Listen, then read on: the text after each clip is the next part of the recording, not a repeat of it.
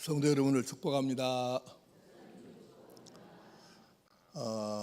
예수님께서 가르쳐 주신 기도문 강의 9번째 시간입니다. 이제 전에 했던 얘기는 줄이고 주기도문 그 형식을 이렇게 쭉 분석을 해보면 아주 재밌는 현상들이 많이 있는데, 일단 그 부분은 그동안 했던 말씀은 빼고 오늘 이제 새로 하나 말씀드리면, 지금 이제 7번째부터는 사람을 위한 간구가 나오잖아요. 근데 이것도 형식을 뜯어보면 이렇게 돼 있어요. 사람을 위한 간구 2번째 시간까지 말씀드렸고 오늘 3번째 시간인데, 사람을 위한 간구 첫 번째 간구 제목이 뭐죠? 오늘 우리에게 일용할 양식을 주시옵고. 가만히 생각해 보면 이거는 뭐냐면 오늘이잖아요. 오늘 우리에게 지금 일용할 필요한 양식을 달라는 얘기는 현재에 대한 얘기입니다. 그러니까 지금 그 예수님께서 이렇게 기도하라고 말씀하시면서 사람을 위한 기도 중에는 첫 번째가 오늘 현재를 위한 기도예요. 그리고 그 다음에가 뭐라고 돼 있죠? 두 번째 기도가 우리가 우리에게 죄 지은 사람을 용서하여 준 것 같이 우리 죄를 용서하여 주시고. 그러면 죄를 용서해 달라는 얘기는 앞으로 죄를 용서해 주라는 얘기예요? 지난 죄를 용서해 주라는 얘기예요? 지난 죄를 용서해 달라는 얘기죠. 그래서 이거는 과거의 문제를 얘기하는 것입니다. 다시 말하면 지난날 내가 지었던 죄에 대한 짐 때문에 내 인생이 힘들어지고 하나님과의 관계가 온전치 못하고 기도 응답도 안 되고 이런 힘든 상황을 우리가 유지하고 있다면, 지난날의 모든 죄의 문제를 고백하고 그래서 깨끗하게 씻음을 받아야 우리가 날아갈 것 같은 심정으로 인생을 살고 하나님과 관계가 지극히 정상이 되어가지고 온전한 삶을 살지 않겠습니까? 그러니까 과거의 문제도 이게 그냥 가벼운 얘기 아니에요. 그래서 지나간 죄를 용서받고자 하는 과거의 문제를 언급하는 거고, 여기까지 듣고 보면 이제 당연히 여러분 머릿속에 그러면 미래에 대한 간구도 있겠네? 그렇죠. 그래서 오늘 사람을 위한 3번째 간구는 바로 미래를 위한 거예요. 어떻게 돼 있죠? 13절 우리를, 지금 마태복음 6장 13절입니다. 주기도문 본문입니다. 우리를 시험에 들게 하지 마시옵고. 그러니까 시험에 들게 하지 말라는 얘기는 옛날 얘기를 하는 겁니까? 앞으로 있을 얘기를 얘기하는 겁니까? 그렇죠. 그래서 이거는 미래에 관한 얘기인 거예요. 우리가 오늘만 사는 게 아니고 내일도 살고 내년도 살고 쭉 뒤로 인생을 살아야 될 터인데, 그때마다 오는 시험에 관한 문제이니까 이것은 우리의 미래에 대한 말씀인 거예요.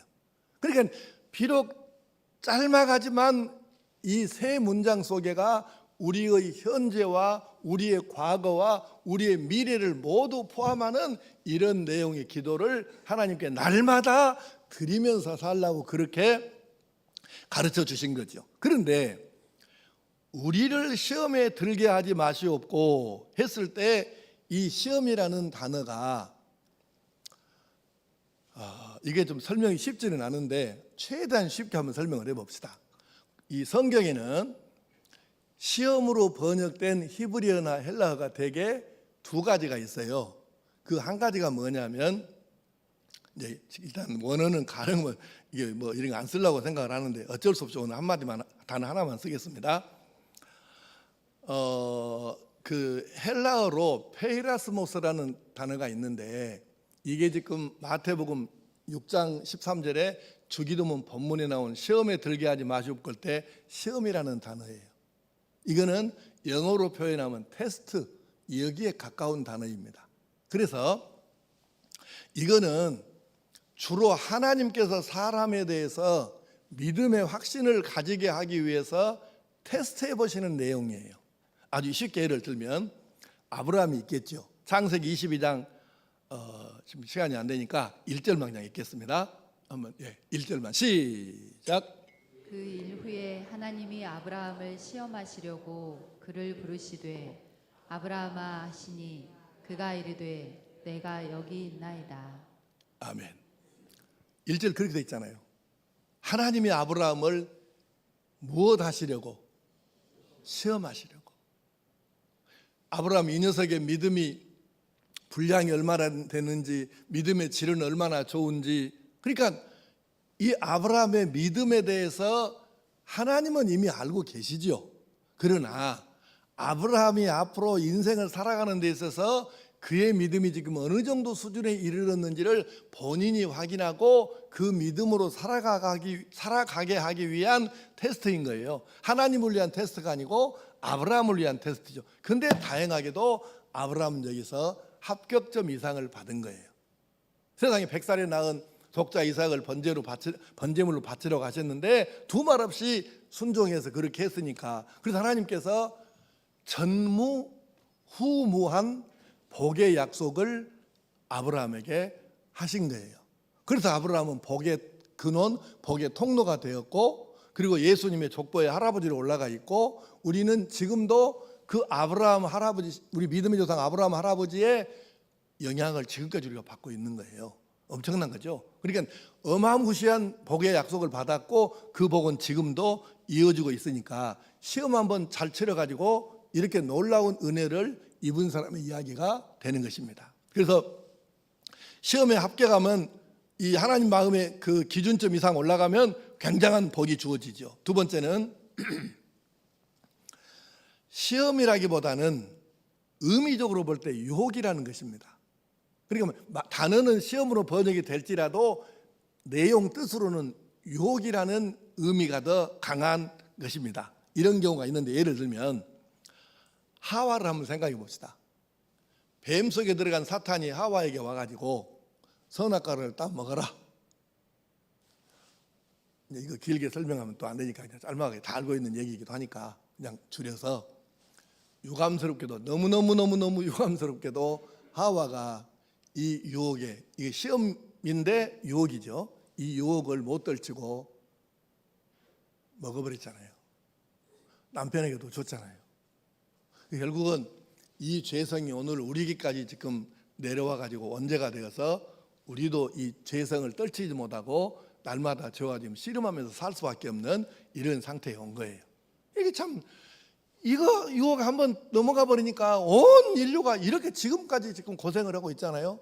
그러니까 시험 한번 잘 치르면 굉장한 유익이 주어지고, 유혹 한번 잘못 떨어지면, 빨려 들어가면 이렇게 오랜 세월 동안 영향을 미칠 수 있는 죄와 악이 될 수도 있다.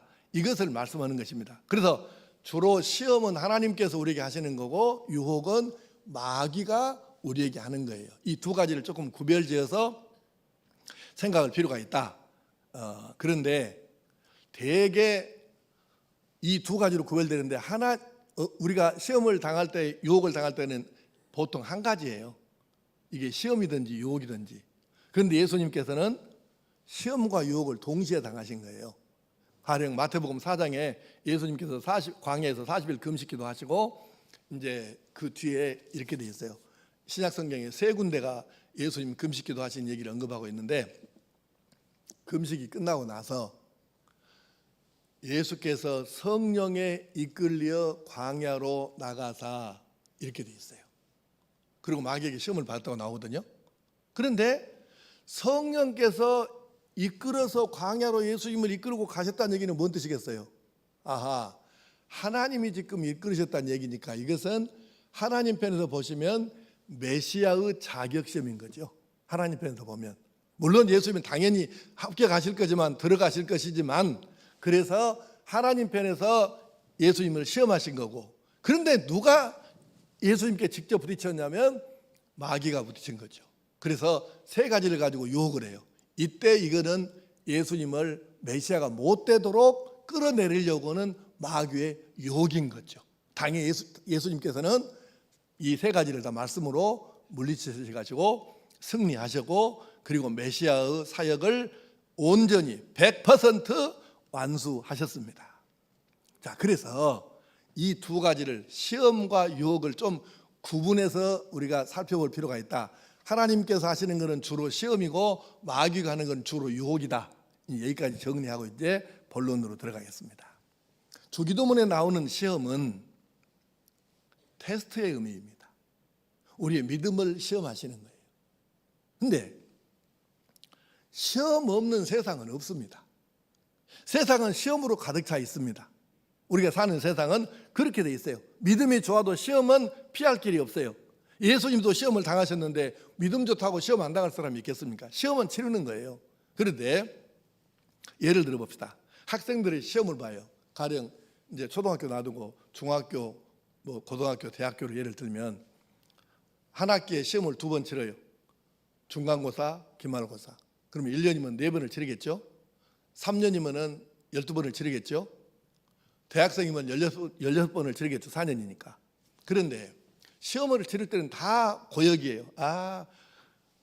어떤 자식이 이따위 것을 만들어갖고 사람이 이렇게 힘들게 하냐 막 그렇게 욕하고 막 우리 학교 다닐 때 시험 공부가 싫어갖고 막 하잖아요. 근데 안 하면 안 되니까 공부를 또 하잖아요. 도서관에 파고 살든지 날새기를 하든지 그렇게 해서 시험을 치릅니다. 그때는 힘들어. 그러니까 어떤 님이 이런 걸 만들어갖고 말이야 사람이 이렇게 힘들게 하고 그렇게 욕하는데, 그러고 나서 졸업했어. 그리고 학교 졸업한 지가 이제 10년 20년 지나가지고 친구들끼리 만납니다. 그러면 이성적인 판단을 가진 사람들은 이렇게 얘기를 해요.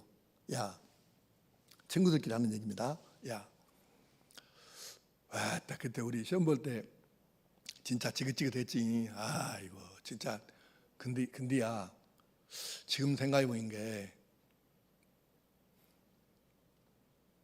시험을 중간고사, 기말고사가 우리 학교 졸업할 때까지 한 번도 없었으면 우리가 공부를 얼마나 했겠냐? 이성이 살아있는 사람들은 그렇게 생각을 해요. 그러면서 판단을 하는 거예요. 그때는 지긋지긋했지만 시험이 있었으니까 책 한 번이라도 더 읽어보고 자습서 한 번이라도 더 보고 참고서 한 번이라도 더 읽어보고 이렇게 했지, 만약에 시험 없었다 그러면 니나 내 꼬라지에 공부 그냥 했겠냐? 그래서 지금 생각해 보니까 시험은 꼭 있기는 있어야 되겠더라. 이렇게 얘기를 하는 거예요. 표정들이 전혀 이렇게 동의하십니까? 그 시험 볼 때는 지긋지긋해. 나도 그랬으니까. 그런데 결국 시험 없어서 우리가 그만큼이나 책 한 권이나 제대로 읽어보고 공부를 그만큼이라도 했겠냐 그 말이에요. 똑같은 이치가 우리가 신앙생활 하는데 적용이 된다, 이런 뜻입니다. 우리가 이 신앙생활 하는데 시험건지가 하나도 없다. 그러면 여러분 기도 얼마나 하겠으며 성경 얼마나 읽겠으며 얼마나 하나님께 매달 예배 잘 드리겠으며 이거 잘 할까요? 그래도 내가 요즘에 좀 몸이 좀 상태가 좀 덜 좋아서 새벽기도를 좀 몇 번 못 나갔는데 요새 얼마나 많이 나온가 모르겠네. 시험건지가 있어야 기도도 해. 지금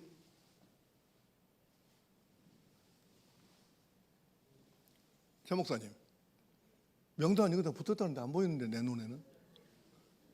여기 있어? 있어요. 나는 지금 없는데 왜 이따가 온 거야 지금. 그랬더니 양쪽에 붙어 있는 모양이네. 난 아직 확인을 못 해봤네요. 근데 이렇게 이제 대학 입학 시험철이 돌아오니까 새벽기도 참석수가 배 정도 가까이 늘어납니다. 시험건지가 있으니까 그래도 주여 하고 이렇게 하지. 그것도 없어봐. 애기들 그래요. 그러니까 왜 시험건지가 많은가? 그것이 있어야 그나마라도 기도 조금 더 하고 그나마라도 성경 좀 더 읽어보고 항존직분 피택자들 지금 고생하고 있습니다. 열 몇 권씩 책 읽어서 시방 레포트 써야지, 발표해야지, 기도문 100장 이상 써내야지. 아직 안 했는데 우리 교회 7대 비전 그거 다 이제 듣고 또 제목 하나에 한 페이지씩 써내야지. 이거 일주일에 한 번씩 모여서 계속 이렇게 공부해야지. 1년 반 동안을 그거 해야 되니까 엄청 힘듭니다. 근데 이런 것이라도 기회가 없으면 언제 열대권 책을 읽을 것이며 언제 그런 훈련을 하겠습니까? 시험건지가 있어야 뭘 일단은 우리가 해보지. 그러니까 시험 당할 때는 쉬운 일은 아닌데 지나놓고 보면 그래, 은혜다 은혜. 그것이라도 아니었으면 내가 어떻게 했겠냐 이 생각을 한다 그 말이에요. 그러니까 학생들 시험이 있듯이 우리도 살면서 시험건지가 있어야 하나님께 매달리고 신앙이 그만큼 연단되고 훈련되고 강해지고 커지고 뜨거워져서 하나님께서 인정하시고 사용하실 수 있는 믿음의 그릇으로 준비된다는 뜻입니다. 그래서 시험은 있어야 된다, 없어야 된다. 맞아요, 있어야 됩니다. 없으면 그냥 이것도 아니고 저것도 아니고 얼척없는 이게 되는 거예요. 그래서 시험은 있어야 돼. 그래야 우리가 믿음으로 서게 되니까. 그런데 이 세상에 시험이 없을 수가 없는 게, 우리가 예수 믿고 이렇게 은혜 받고 뭐 마음이 마음도 그 평안하고 삶이 이제 변화가 따른다. 그러면 은혜 받은 사람은 나고 변화된 사람은 나일 뿐, 내 주변의 직장 동료, 우리 동네 사람들, 나를 날마다 만나고 사는 그 사람들은 아무 상관이 없어요. 근데 그 사람들은 그 자식이 요새 교회 다닌다 하더라야. 예수 안 믿는 사람들이 우리를 말할 때 그분 교회 나가신다 하대. 이렇게 말하는 사람이 있었대요. 그 자식 그놈 교회 나간다 하더라야. 그렇게 말하면서 교회 나간지 알면 그때부터 이제 우리를 이제 한 번씩 이제 때려보는 거예요. 그놈이 진짜 교회를 제대로 다닌가, 진짜가 가짜가 우리 한번 해보자. 그러고 어떻게 해서든지 술을 마시게 하려고 길을 쓰고 애를 쓰고 가진 수단과 방법을 다 동원했고, 안 먹으면 머리다 부숴불고 옷에다 부숴불고 이 짓거리까지 하면서 테스트를 합니다. 그러니까 우리가 예수 믿고 산다는 게 이게 쉬운 일이 아니에요. 제대로 믿고 산다는 게. 내가 교회 다니는 게 알려지잖아요. 그러면 더 달려들어요. 그리고 더 막 지능적으로 우리를 막 넘어뜨리려고 하고 유혹을 한단 말이죠. 근데 나는 변했지만 그 사람들은 안 변했고, 세상은 더 악해져서 우리를 어떻게든지 간에 끌어내리려고 하니까 이런 시험과 유혹은 우리가 천국 가는 그날까지 계속 될 수밖에 없어요. 이건 필연입니다. 왜 이렇게 유혹이 많고 왜 이렇게 시험거지가 많냐, 이렇게 말할 필요가 없어요. 이게 당연히 그렇게 될 수밖에 없는 것입니다. 그리고 우리가 거기에 맞게 대처해 나가는 것이 너무 중요한데, 그런데 성경은 이렇게 말씀하십니다. 주님께서 이 시험에 들게 하지 마시라고 기도하라고 하시면서 우리를 시험에 들게 하지 마시고 이렇게 가르쳐 주셨지, 나를 시험에 들게 하지 마시고 이렇게 안 가르쳤어요. 우리를 시험에 들게 하지 마시고, 이렇게 우리를, 내가 아니고 우리를. 그러니까 이게 바로 뭐냐면 성도이고 이게 공동체라는 거예요. 교회가 나 혼자만 잘 먹고 나 혼자만 잘 떼고 나 혼자만 복 받고, 이거는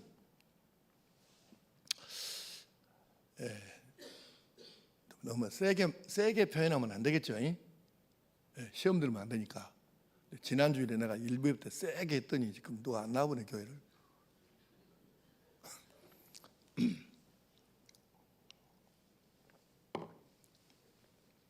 부드럽게 합시다. 시험 안 들게.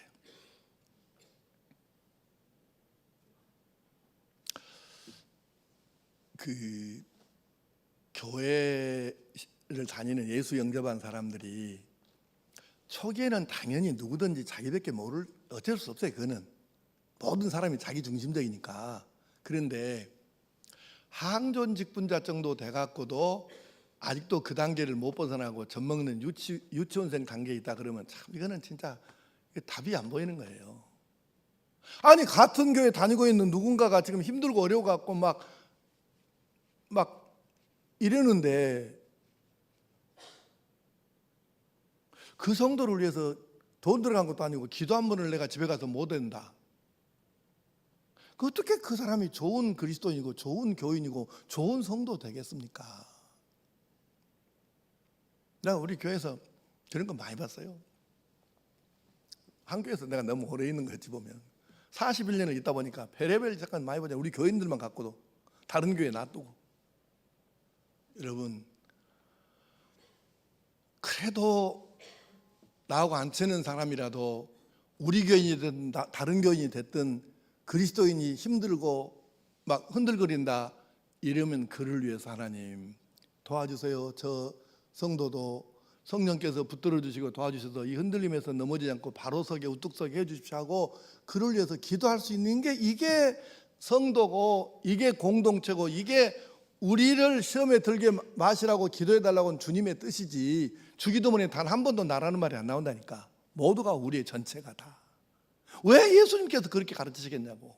우리라고. 우리 나만 잘 먹고 나만 복 받고 나만 잘 쓰면 되는 게 아니고 우리가 함께 더불어서, 그래서 이 말씀은 힘든 성도 있느냐, 흔들리는 성도 있느냐, 그러면 찾아가서 기도만 하지 말고 기도를 먼저 하고 그 다음에 가서 그를 손잡아주고 너의 간증도 들려주고 그를 잡아서 이끌어내고 이러라는 얘기예요.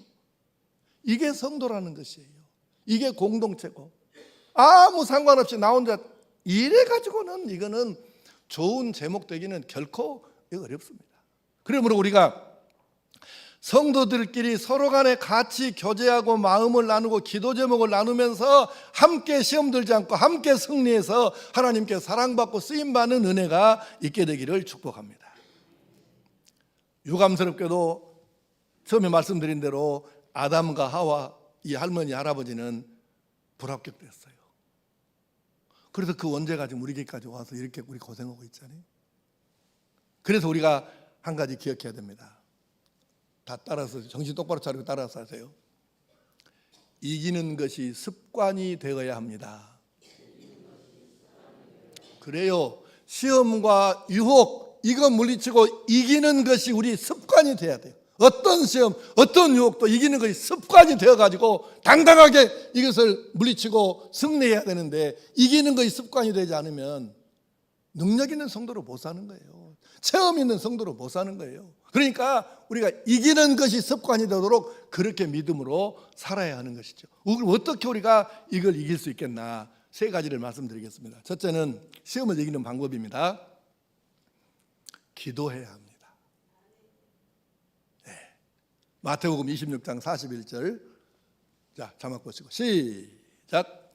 시험에 빠지지 않도록 깨어서 기도하여라. 마음은 원하지만 육신이 약하구나. 아멘. 시험에 빠지지 않도록 어떻게 하라?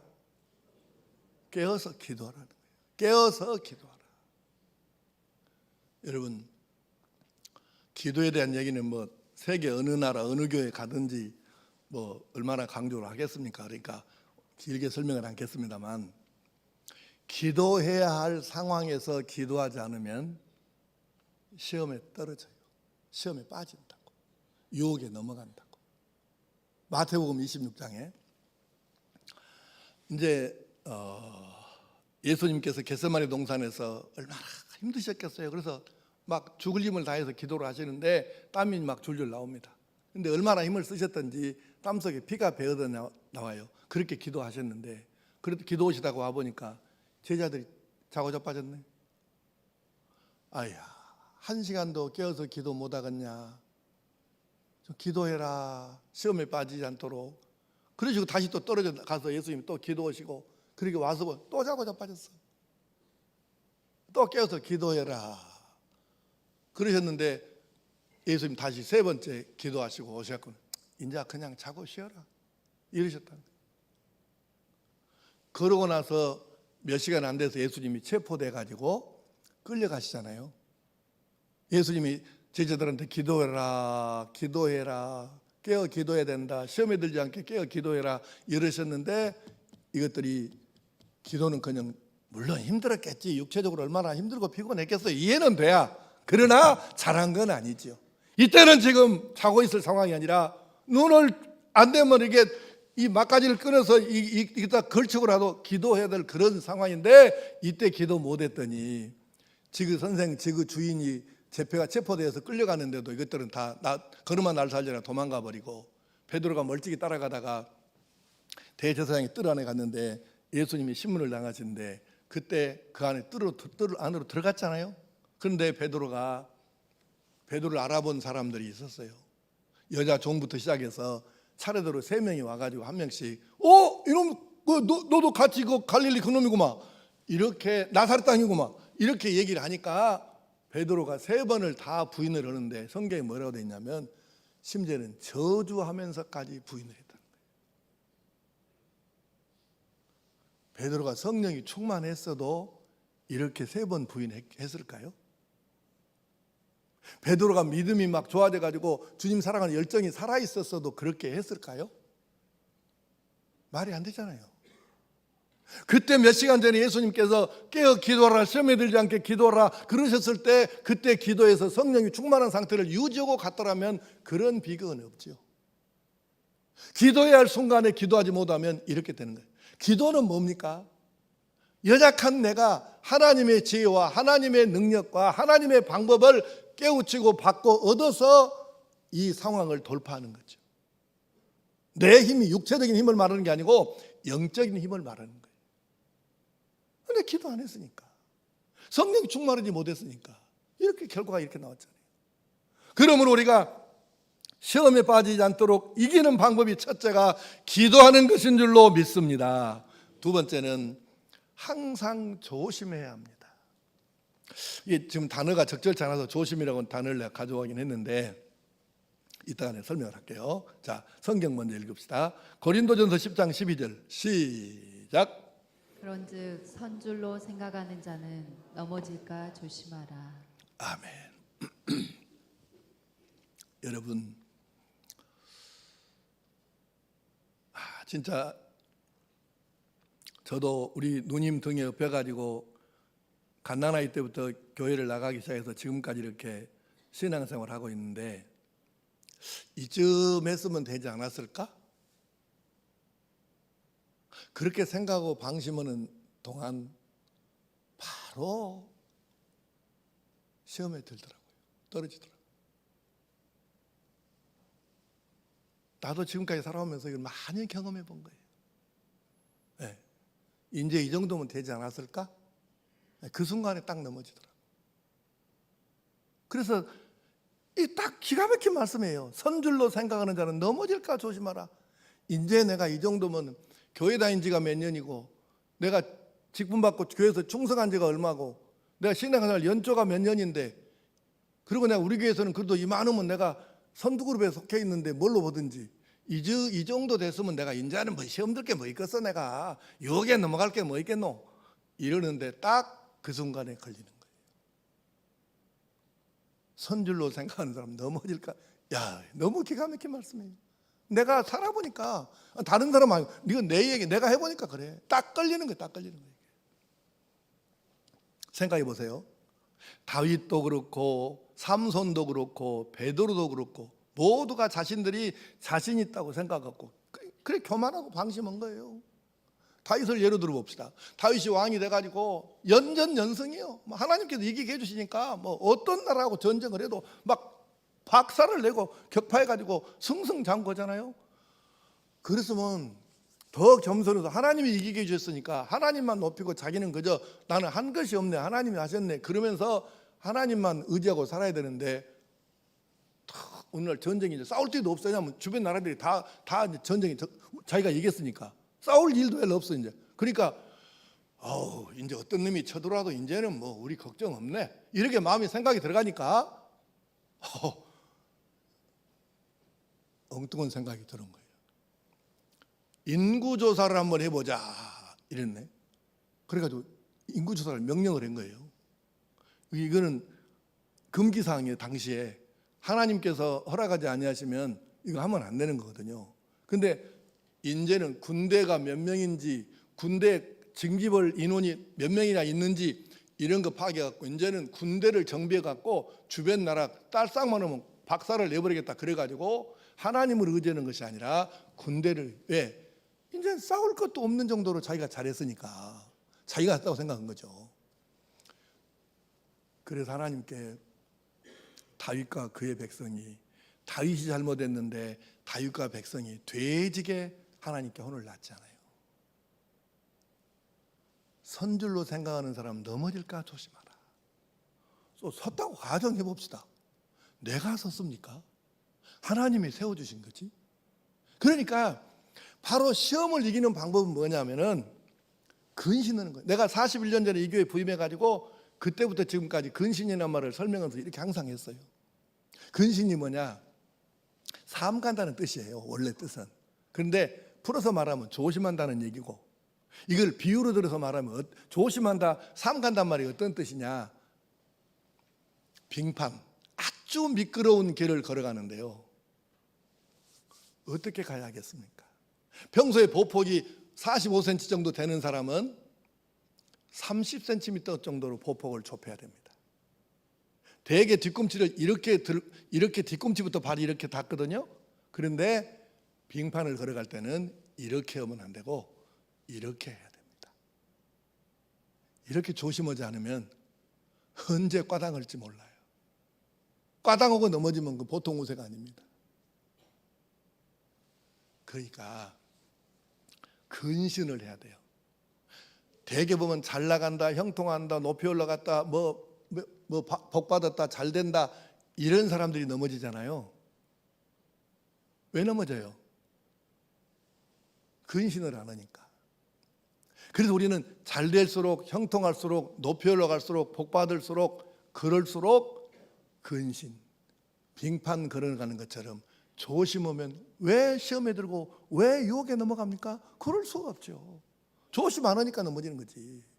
그러므로 시험을 이기는 두 번째 방법, 항상 조심하여 근신함으로 우리가 시험, 유혹, 격파하고 이기는 것을 습관으로 만들어갈 수 있기를 축복합니다. 세 번째, 마지막입니다. 욕심을 다스려야 합니다. 야고보서 1장 14절 15절 말씀 시작. 오직 각 사람이 시험을 받는 것은 자기 욕심에 끌려 미혹됨이니 욕심이 잉태한즉 죄를 낳고 죄가 장성한즉 사망을 낳느니라. 아멘. 여러분, 먹는 것 아무리 맛있는 거 아무리 비싼 것을 갖다가 앞에다 쌓아놓고 먹으라고 해도 먹는 것에는 관심 없는 사람이 있어요. 그 사람을 먹는 것 갖고 유혹할 수 있어요, 없어요? 없죠. 예. 그러니까 자, 내가 어렸을 때 학교 다닐 때 이런 노래가 있었어요. 최영장군 노래면서 그 가사 한 구절이 황금을 보기를 돌같이 하고. 근데 그런 사람이 진짜 있을까? 황금을 보기를 돌같이 한다가니. 그러니까 황금을 보기를 진짜 돌같이 하는 사람이 있다면 그 사람을 어떻게 돈 갖고 유혹을 하겠어요? 택도 없는 소리지. 어떻게 하겠어 그걸. 근데 요즘에 청문회 나온 놈들 보세요. 왔다 이런 정말로 이 개 같은 놈들을 어떻게 하세요? 저런 놈들을 후보라고 내놓고 있으니 정말로 환장하러 갔어요. 대법원장 후보라는 인간은 나와가지고 뭐라고 합니까? 10억 원을 신고를 안 했어. 왜 안 했냐 그랬더니 법을 몰라서 그랬대요. 지랄을 해. 그러면 우리 같은 서민은 그러면 어떻게 하라고 말이에요? 대법원장 후보가 평생 법 갖고 산 놈이 그 법을 몰랐다 하니, 물론 거짓말이지만, 물론 사기예요, 사기. 그건 거짓말이지만 진짜 몰랐다고 우리는 그럼 어떻게 사냐고 법을. 와따 김행이란 여자 진짜 그 철판도 그런 철판이 없더만. 그 총 쏴도 그 총 안 들어가겠더라고. 아니 방탄용기도만 그거. 어떻게 그런 인간을 갖다가 후보라고 내놓? 에라이. 그런데 하나같이 이 후보들이 걸린 게 다 똑같이 공통적으로 걸린 게 뭐예요? 돈이잖아, 돈. 돈 문제 아니던가요? 돈 문제 안 걸린 사람 누가 있었어? 그러니까 이것은 무슨 말? 잘 생각하세요. 지금 야고보서 1장 14절 말씀이 각 사람이 시험을 받는 것은 자기 욕심에 끌려서 미혹됐다는 얘기예요. 내가 시험, 예를 들어 나는 돈 굶어 죽었으면 죽어도 절대 나는 그따위 건 안 해. 이렇게 딱 하면 간단히 끝날 일이에요. 천금 만금을 갖다 준 분들 넘어가겠습니까? 안 넘어가지. 근데 대부분의 사람들이 돈에 미끄러지잖아요. 유혹을 당할 만한 것이 내 속에 이미 존재해 있다 그 말입니다. 그러니까 남 탓하면 안 돼. 그 새끼가 나를 꼬셨다든가 뭐 그놈이 나를 유혹을 했다든가 그놈이 뭐 나를 어떻게 내게 그것이 있었으니까 그것이 내가 넘어간 거예요. 없으면 어떻게 넘어가? 아니 먹는 거 관심 없는 사람은 먹는 거 유혹 못 한다니까요. 그래서 여러분 기억하셔야 돼요. 고개 들고 눈 크게 뜨고 잘 들으세요. 시험에 들지 않기 위해서는 자기 약점이 뭔가, 내 아킬레스건이 뭔가를 이거를 알아야 돼요. 내 약점이 뭔가. 그래야 이것을 다스릴 수 있는 거지. 내 약점이 뭔지도 모르고 살면 이거 큰일 나는 거예요. 정우겸 목사는 약점이 두 가지입니다. 첫째, 먹는 것입니다. 나는 어릴 때 하도 못 먹고 커갖고 먹는 거, 지금도 나 식탐이 있어요. 그냥 애를 씁니다. 이거 먹는 걸 줄이려고. 그냥 몸이 88kg까지 나갔다가 내가 72kg로 16kg를 빼본 적도 있고. 근데 내가 하여튼 먹탐이 있어. 그래서 지금도 내가 음식 절제를 엄청 합니다. 내 속으로는. 예. 나는 알아, 그것을. 두 번째, 내가 돈에 약합니다. 예. 왜 돈에 약하냐? 하도 가난하게 살아갖고. 예. 지금 여러분은 내 생편을 몰라. 지난날 내가 어떻게 우리 아버지가 빚보증 갖고 살림 싹 날려버려갖고 얼마나 내가 가난하게 살아. 그 생편을 모르잖아요. 내가 그래서 돈에 약한 사람이에요. 근데 이 약점을 내가 알아요. 그래서 돈에 대해서는 내가 뼈저리게 경각심을 갖고 조심하고 삽니다.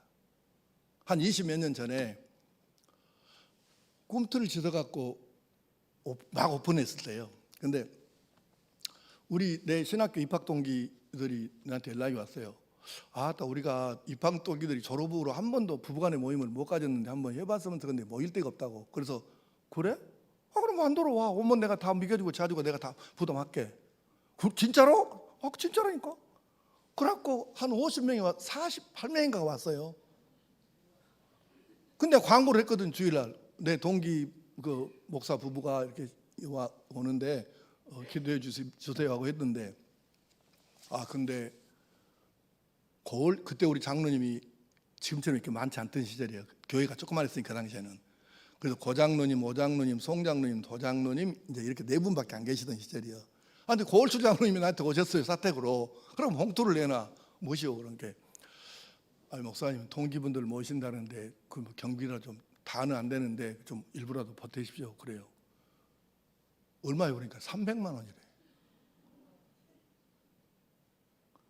내가 10월 도태로 다 먹이고 저고 했거든요. 그래서 참 눈물나게 진짜 이 마음으로부터 눈물나게 감사하더라고요. 그래서 내가 그 장로님한테 그랬어요. 장로님, 장로님들이 자기들끼리 이렇게 4명이 의논해 가지고 회계 주사한테 돈을 받아갖고 나를 갖다 주려고 이제 오신 거예요. 그래서 내가 그랬어요. 장로님, 내가 마음은 받겠습니다. 마음은 받은 것으로 하겠습니다. 그런데 이것은 우리 교회하고 아무 상관없는 내 개인적으로 동창 모임입니다. 근데 뭐 때문에 교회 돈을 내가 이걸 갖고 쓰겠습니까? 그리고 내가 못 받는다고 이제 돌려드리니까 고 장로님이, 그것도 한 성기를 하시잖아요. 고 장로님도 성기를 내면서 막 안 된다는 거예요. 끝내 둘이 싸우고 다투고 하다가 결국은 내가 이겼어. 그래서 고 장로님 다시 그 돈을 갖고 가셨어요. 교회에다 다시 넣었어. 그 뒤로도 한 2번 더 있었어. 이런 비슷한 일들이. 그래서 그때 그 일을 겪은 장로님들은 적어도 다른 것은 몰라도 돈에 대해서는 나한테 의심하거나 그러실 일이 없어요. 이미 경험을 했잖아요. 나는 내가 돈에 약하다는 것을 잘 알아요. 너무 어렵게 살았으니까. 그래서 나는 철저하게 내가 돈에 내가 넘어가면 나는 목회 끝이다. 이 생각을 하고 지금까지 산 사람이에요. 내가 강단에서 얘기했잖아요. 퇴직금을 주든지 안 주든지, 주면 얼마를 주든지 나는 내 입으로는 절대 말하지 않겠다. 난 지금까지 말 않고 있습니다. 앞으로도 이 약속은 지킬 거예요. 왜? 내가 돈에 대해서 약한 모습을 보이면 목회가 끝이에요. 그리고 내가 은퇴한 다음에 은퇴할 때 본게 그것도 헛소리래? 이럴 거 아니에요. 나는 그 소리는 듣기 싫거든요. 나는 은퇴할 때까지 이 약속은 지킬 거예요. 왜? 내 아킬레스건이 먹는 것과 돈이다. 이건 내가 지킬 거예요.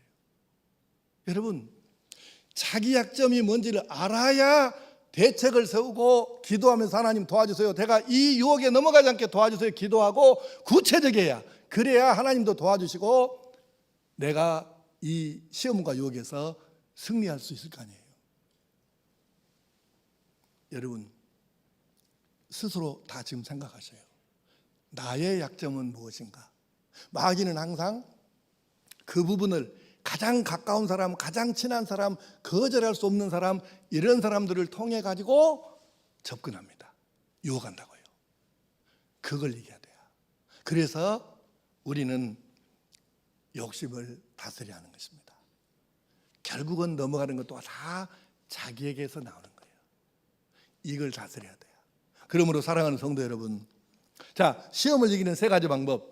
기도해야 합니다. 항상 근신 조심해야 합니다. 내 안에 있는 욕심을 다스려야 합니다. 그래야 시험과 유혹에 넘어가지 않고 이기는 것이 습관이 되어서 승리하고 하나님께 쓰임받을 수 있는 줄로 믿습니다.